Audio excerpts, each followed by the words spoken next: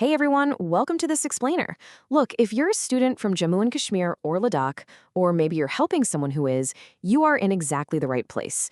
Today, we're unpacking the ultimate roadmap to mastering the Prime Minister's Special Scholarship Scheme, or the PMSS, for the 2026-27 application cycle. We're going to cut through all the confusion, look directly at the facts from the official notifications, and build a strategic playbook to secure your higher education future.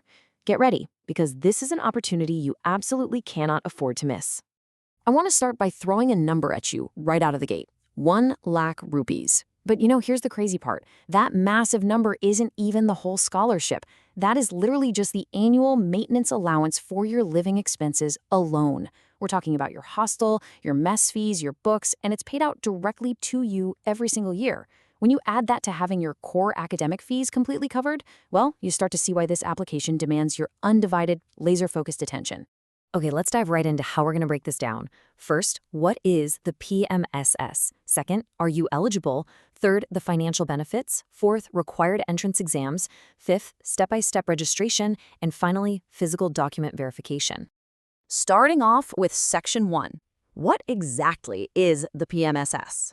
So, the PMSSS is a mega initiative implemented by the All India Council for Technical Education, or AICTE. It's specifically designed to completely shatter those massive financial barriers associated with top-tier college education. By providing this immense financial backing, it allows the youth of J&K and Ladakh to pursue regular undergraduate degrees, whether that's in engineering, medical, nursing, or general streams, at recognized institutions all across India.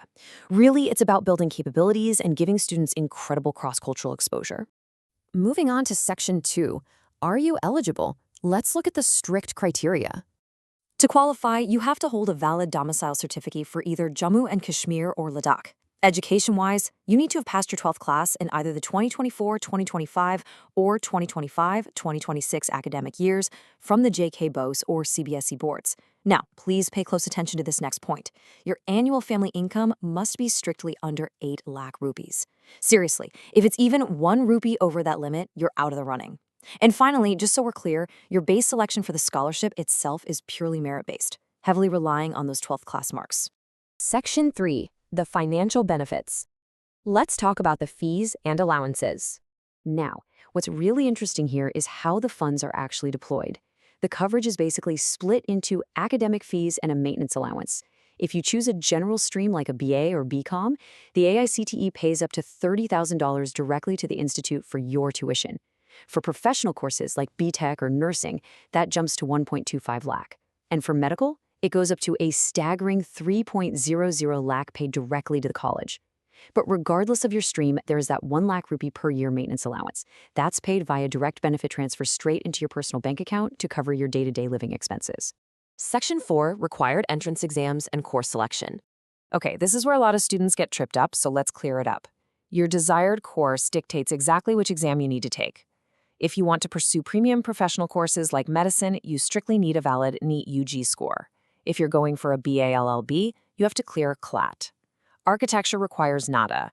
And importantly, for general degrees like BA, B.Sc, BCom, and their honors equivalents, appearing in CUET UG 2026 is an absolute mandate.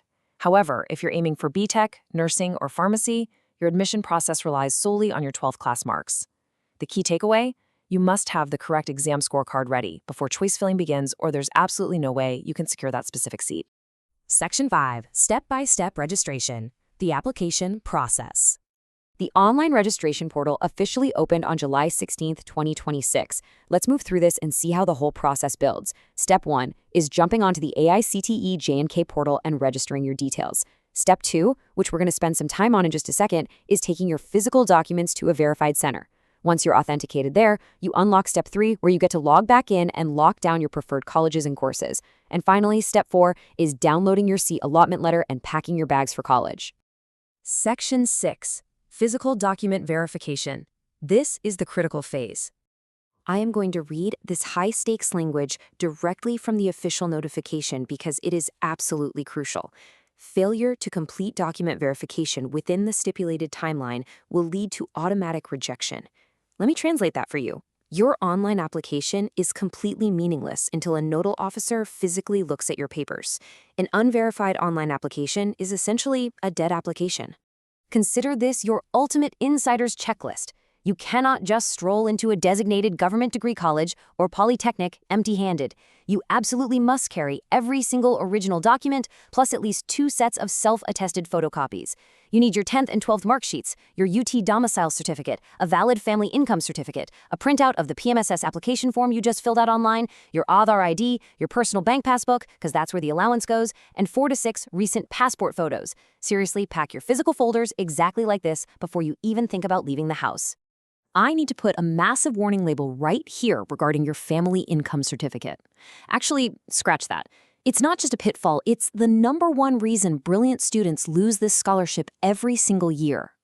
A valid income certificate must be officially issued by a competent revenue officer. We're talking a tehsildar, a revenue inspector, or a subdivisional magistrate.